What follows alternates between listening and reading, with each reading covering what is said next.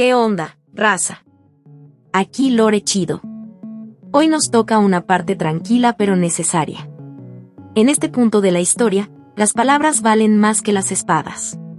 Vamos a ver cómo se mueven las piezas detrás de escena, porque, créanme, lo que deciden hoy cambiará todo el mapa político después.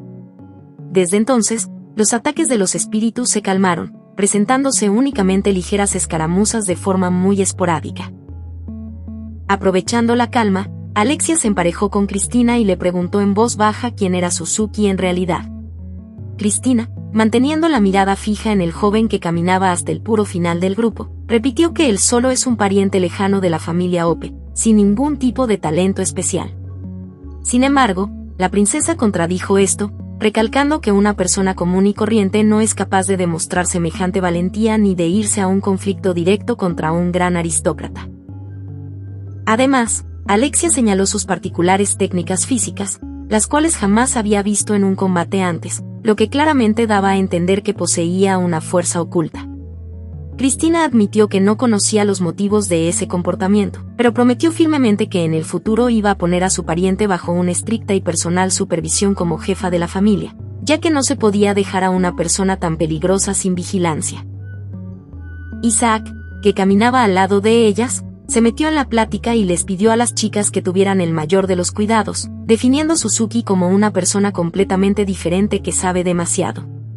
Ante la lógica pregunta de Cristina, el chico aclaró su idea. En un tiempo tan corto dentro del salón era totalmente imposible realizar por cuenta propia una investigación tan detallada sobre los collares.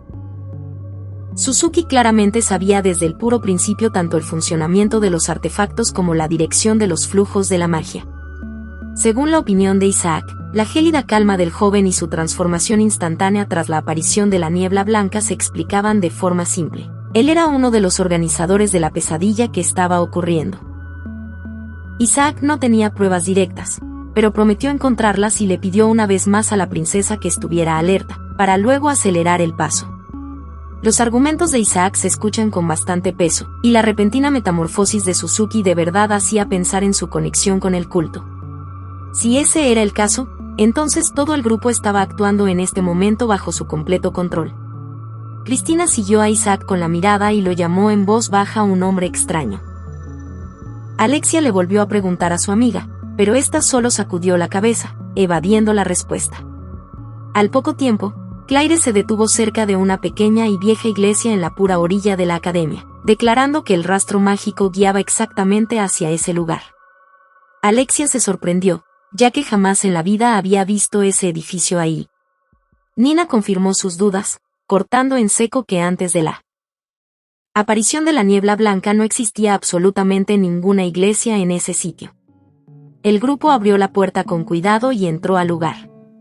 En el espacio reinaba un silencio de muerte, las filas de los asientos estaban cubiertas por una gruesa capa de polvo, como si todo el mundo se hubiera olvidado de ese sitio desde hacía muchísimo tiempo. Alexia avanzó despacio hacia el pedestal del altar que estaba al puro fondo de la sala. Claire apuntó directo abajo de este, al sentir una débil corriente de aire que salía de ahí.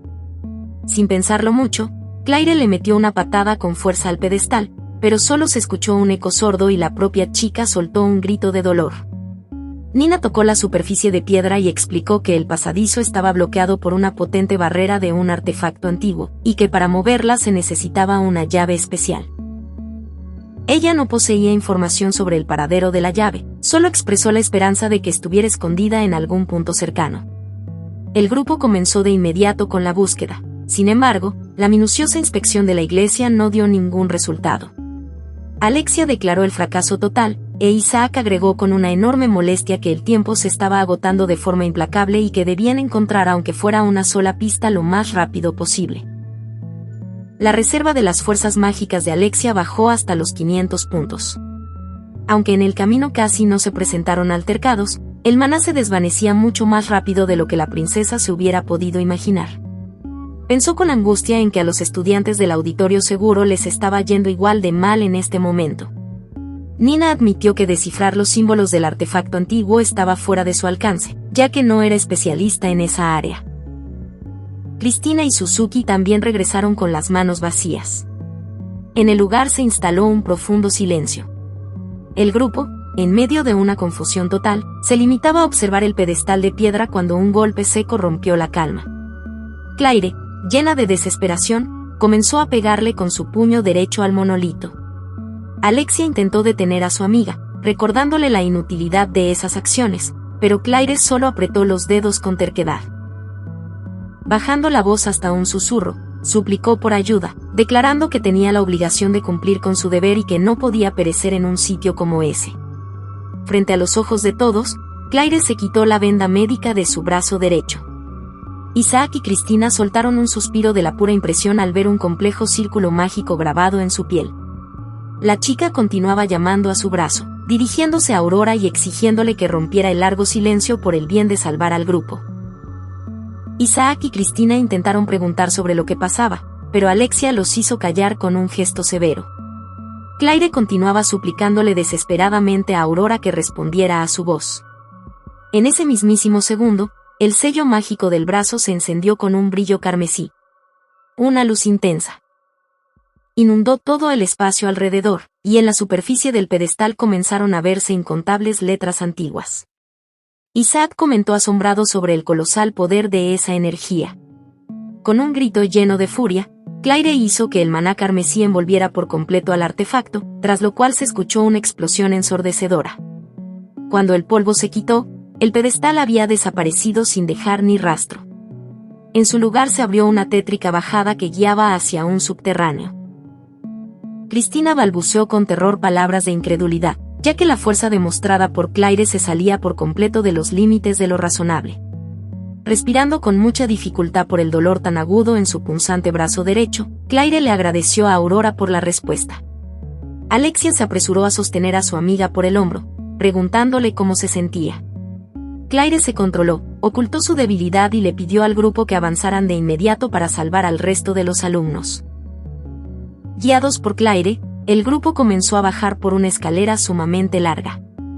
Debido a la total oscuridad y a la espesa niebla, la visibilidad era prácticamente de cero, y el silencio solo se rompía por el eco de sus propios pasos.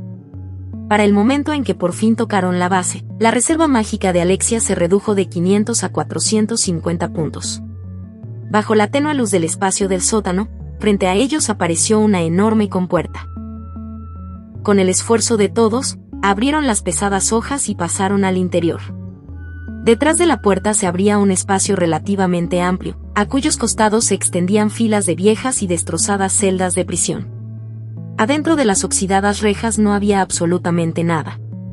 Alexia supuso con cautela que se encontraban en una especie de antigua mazmorra. El grupo avanzaba con la mayor de las alertas, hasta que detrás de ellos se escuchó un estruendo pesado que iba en aumento.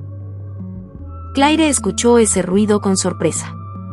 La densa oscuridad impedía distinguir qué era exactamente lo que estaba ocurriendo a las espaldas del grupo. Alexia se volteó de golpe, y en ese instante la atravesó una clarísima sensación de déjà vu, como si hubiera perdido de vista algo de vital importancia. La princesa recordó al instante un viejo relato del bibliotecario principal sobre el subterráneo de la iglesia, la larga escalera, la habitación secreta y las puertas cerrándose detrás de la espalda. La situación actual repetía hasta el más mínimo detalle aquella siniestra historia. Alexia gritó desesperadamente, pidiéndoles a todos que retrocedieran de inmediato porque habían caído en una trampa. La princesa se lanzó hacia atrás, pero se escuchó un estruendo ensordecedor y las pesadas hojas de la compuerta se cerraron por completo y para siempre. Al mismo tiempo, desde unos pequeños orificios en el techo comenzó a salir gas a toda velocidad, y todo el espacio se llenó con un aroma empalagoso y dulce. Se escuchó la tardía orden de aguantar la respiración, pero las emanaciones venenosas hicieron efecto de manera instantánea. Uno tras otro, sus compañeros empezaron a caer al suelo de piedra desmayados. Alexia resistió más que nadie, oponiéndose al desvanecimiento que se le venía encima y negándose a creer que todo terminaría en un sitio tan maldito. A través de la cortina de su conciencia que se apagaba, alcanzó a distinguir una silueta que se aproximaba con una máscara de gas. El chico constató con burla que para nada se esperaba semejante agilidad por parte de la princesa. Alexia intentó acusarlo de traición con una pregunta capciosa, y él, soltando una carcajada, confirmó que efectivamente era uno de los principales organizadores de esta conspiración. Isaac sonreía cínicamente debajo de la máscara. La princesa intentó estirar la mano hacia la empuñadura de su espada, pero perdió las fuerzas definitivamente y se hundió en la oscuridad. Cristina despertó después de un largo y pesado sueño. Tenía la cabeza adormecida y las ideas confundidas. Lo último que quedaba en su memoria era la bajada al tétrico subterráneo. La chica revisó a su alrededor y se dio cuenta de que sus manos y piernas estaban completamente encadenadas a la pared. El intento de soltarse no sirvió de nada, además, su energía mágica se encontraba totalmente bloqueada. Desde la penumbra se escuchó la voz de Isaac, quien con tono de burla señaló su rápido despertar. Ante la pregunta directa de Cristina sobre los motivos de tenerla prisionera, el chico admitió con honestidad que él mismo la había encadenado. La joven tomó la noticia con aparente calma por fuera, comentando que Isaac siempre le había parecido un tipo sospechoso que ocultaba sus verdaderas intenciones. El traidor elogió su templanza. Cristina preguntó por el destino del resto de sus compañeros, y el chico le informó de mala gana que la princesa Alexia y Claire ya se encontraban en manos de su misterioso señor. Luego, Isaac apuntó hacia la pared de al lado, donde en ese mismísimo estado de desamparo se encontraba Suzuki. Cristina soltó un suspiro de alivio de forma involuntaria al ver a su pariente vivo. Sin embargo, Isaac se apresuró a quitarle la ilusión. Explicó que el gas utilizado actúa como un veneno mortal en las personas con un nivel bajo de magia, por lo cual Suzuki, lo más seguro, era que jamás volviera en sí y se hubiera hundido en un sueño eterno. El chico agregó que no tenía sentido que Cristina se lamentara por un miembro sin renombre de la rama secundaria. Esas palabras hicieron que Cristina se diera cuenta de lo mucho que se había preocupado por el destino del joven.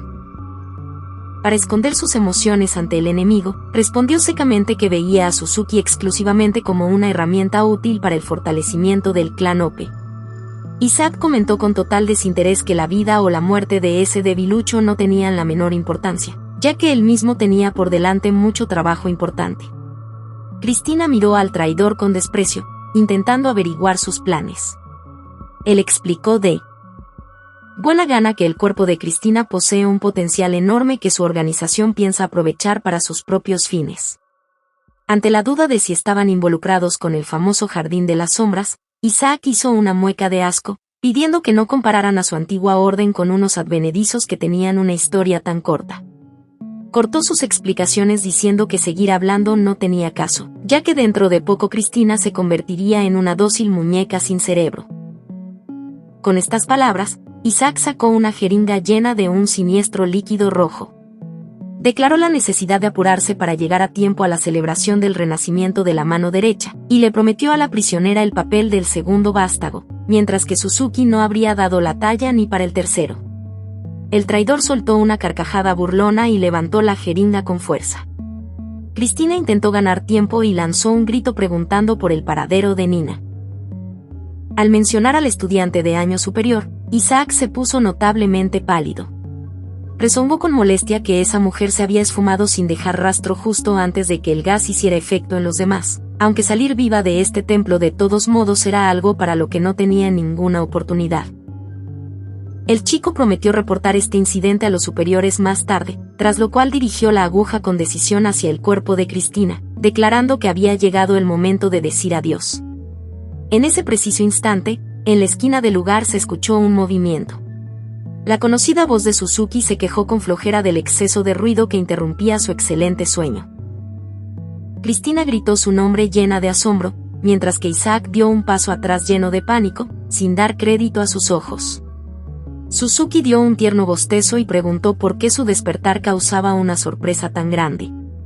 Isaac recuperó el control de sí mismo rápidamente y se dirigió con odio hacia el joven encadenado con la jeringa en la mano, declarando que ese hecho no cambiaba nada y que simplemente se libraría del testigo sobrante en este mismo momento, transformándolo en una marioneta tonta. La aguja afilada se clavó en el cuello de Suzuki. Sin embargo, él solo sonrió calmadamente con la comisura de los labios y comentó en voz baja que deshacerse de él es absolutamente imposible. En el segundo siguiente, el cuerpo de Isaac fue recorrido por un fuerte temblor. La jeringa con el líquido rojo salió volando de sus dedos debilitados y rodó con un tintineo por el suelo de piedra del subterráneo. Isaac se ahogó por la sorpresa, de su pecho salió una tos rasposa. La mano derecha de Suzuki, con un potente golpe de palma, se estampó directo en su estómago. El impacto dirigido fue exacto en la zona abdominal, haciendo que el traidor se doblara a la mitad. Con dificultad para mantener el equilibrio y apretando con las manos la zona lastimada, Isaac dio unos pasos hacia atrás. De sus labios se escapó un fino hilo de sangre. Murmuró conmocionado que eso es imposible, ya que los grilletes debían bloquear por completo la energía mágica del prisionero. Suzuki objetó calmadamente que en liberarse no hay nada difícil si uno sabe acomodar los huesos de forma correcta. Con estas palabras, demostró lo dicho en la acción, liberando su mano izquierda. Sus huesos se doblaron en un ángulo completamente sobrenatural para un humano, y en cuanto los grilletes cayeron, la articulación regresó al instante a su posición habitual, como si fuera una cinta en cámara rápida. De la misma forma tan peculiar, el joven liberó también las piernas. Isaac continuaba repitiendo palabras de incredulidad, con los ojos encendidos en una furia desatada. Rechinó los dientes diciendo que un estudiante cualquiera no tiene derecho a burlarse de él. Agarrando la empuñadura de su espada, el traidor se preparó para el ataque. Suzuki también llevó la mano al cinturón por instinto, pero ladeó la cabeza con desconcierto al descubrir ahí únicamente una funda vacía. Isaac comentó con malicia que él personalmente se había encargado de confiscar el arma. El joven tomó la noticia con total desinterés. Sacó despacio de su bolsillo un bolígrafo cualquiera de oficina, le quitó la tapa y apuntó la punta en dirección al oponente, comentando que ese objeto le bastaba perfectamente para el combate. Isaac tomó esto como una burla y perdió por completo el control sobre sí mismo. La energía mágica del traidor salió a chorros con un flujo potente. Recortó la distancia instantáneamente y soltó un furioso golpe lateral con la espada, cuya trayectoria debía garantizar partir a Suzuki en dos. Sin embargo, en el camino de la hoja de acero se interpuso la fina punta del bolígrafo. Se escuchó un crujido agudo y ensordecedor, parecido al ruido de un vidrio que se rompe, y la resistente espada de Isaac se desintegró en pequeños fragmentos. Sin darle tiempo al oponente de reaccionar, Suzuki realizó una rápida estocada hacia adelante. La punta afilada del bolígrafo se clavó con fuerza directo en el cuello de Isaac. El traidor dio un par de pasos inseguros hacia atrás, tambaleándose de un lado a otro. Tocó con los dedos el objeto que salía de su garganta, mirando a Suzuki con los ojos redondos por el terror. Ahogándose en sangre, se negaba a creer que lo hubieran vencido con la ayuda de un simple bolígrafo. Del cuerpo de plástico comenzaron a escurrir despacio unas gotas rojas. Suzuki pidió de mala gana que le devolviera su cosa, lamentándose de que sin ella no podría llevar sus notas diarias. El joven se agarró sin piedad del extremo del bolígrafo y lo sacó de la herida de un tirón. En ese mismo segundo, hacia afuera brotó un chorro de sangre, manchando densamente el suelo de piedra del subterráneo. Isaac, en un estado de shock profundo, cayó de rodillas. Para terminar, levantó la cabeza y miró a Suzuki. Su mirada cayó por casualidad en el collar del joven, y por lo visto, los ojos del moribundo casi se le salen de las órbitas. El contador mostraba una cantidad colosal y simplemente inimaginable de poder mágico. Ahogándose y tosiendo sangre, Isaac susurró hasta el final que no podía morir en un lugar así, pero la herida resultó ser mortal. El charco en el suelo se hacía cada vez más ancho, y al poco tiempo su respiración se detuvo definitivamente. Suzuki revisó con aspecto de asco el bolígrafo manchado, constató que estaba irremediablemente echado a perder y simplemente lo tiró encima del cadáver. Después de eso, dio la vuelta y se dirigió hacia Cristina. La chica sintió una fuerte angustia bajo la mirada fija de este hombre tan aterrador. Su corazón, por alguna razón, comenzó a latir a toda velocidad en su pecho. Miraba desconcertada a su pariente que se aproximaba, sin encontrar para nada palabras por las emociones que se le venían encima. Suzuki, por su parte, se acercó más y con un tono muy cotidiano expresó una sincera alegría por el hecho de que ella estuviera bien. Suzuki, sin más palabras, liberó a Cristina de las cadenas que la sujetaban. La joven le agradeció la salvación en voz baja, casi inaudible. El joven solo comentó de forma rutinaria que simplemente había cumplido con su deber y pidió apurarse, expresando una falsa preocupación por el destino del resto de los alumnos de la academia. Cuando él ya había dado la vuelta para irse, Cristina lo llamó apresuradamente y lo hizo detenerse. Con la mirada baja por la pena, admitió que estaba muy equivocada con respecto a él, considerándolo un pariente débil, inútil y que no era capaz de nada. La chica sugirió tímidamente que, después de resolver toda esta crisis, lo presentaría personalmente ante la familia principal para un ascenso en el trabajo. Suzuki escuchó la propuesta permaneciendo de espaldas a su interlocutora. Objetó secamente que Cristina no se había equivocado en lo más mínimo en sus conclusiones iniciales, y que él realmente es el estudiante más común y ordinario del mundo. La chica se desconcertó, intentando contradecirlo, ya que su reciente demostración de fuerza demostraba lo contrario. Sin embargo, el joven la interrumpió, repitiendo sus palabras con un tono gélido que Cristina jamás le había escuchado antes. Asustada por ese cambio en la voz, preguntó si acaso lo había ofendido con sus palabras. Suzuki respondió que no, pero de inmediato agregó una sombría advertencia. Le recomendó encarecidamente a Cristina que se mantuviera lo más lejos posible de él, ya que el camino de su vida está manchado con la sangre de otros, y él mismo pertenece al mundo de la eterna oscuridad, donde jamás brilla el sol. El joven decía esto como apartándose por completo del resto de la humanidad. Cristina preguntó con angustia qué carga tan terrible tenía que llevar sobre sus hombros. Suzuki explicó que está ligado a una misión de suma importancia y se ve obligado a cargar en solitario con el peso de todos los pecados del mundo. Agregó que cualquier acercamiento con él solo se transformaría para Cristina en heridas graves y sufrimientos. Con estas palabras, el joven finalmente se dignó a voltear. La chica contuvo el aliento de forma involuntaria al clavar la mirada en sus ojos. A primera vista, parecían absolutamente sin vida y de cristal, carentes de cualquier sentimiento humano. Sin embargo, esa impresión era engañosa. Muy en el fondo de esas pupilas, rugía y se formaba una furiosa flama negra de emociones ocultas. Suzuki estiró la mano con suavidad y rodeó con cuidado el cuello de Cristina con sus dedos. Debido a esto, su fina barbilla se levantó de forma involuntaria y el rostro del joven quedó a una peligrosa cercanía. La chica miraba fascinada esos ojos sin fondo y solo pudo pronunciar su nombre en voz baja, en un suspiro. En un impulso de una extraña obsesión, incluso cerró los ojos. Inmediatamente se escuchó un claro crujido metálico. Cuando Cristina abrió los párpados, el siniestro collar en su cuello ya no estaba. La joven preguntó desconcertada cómo había logrado destruir el artefacto, pero la respuesta jamás llegó. Es más, Cristina notó que del cuello del propio Suzuki su adorno personal también había desaparecido sin dejar rastro.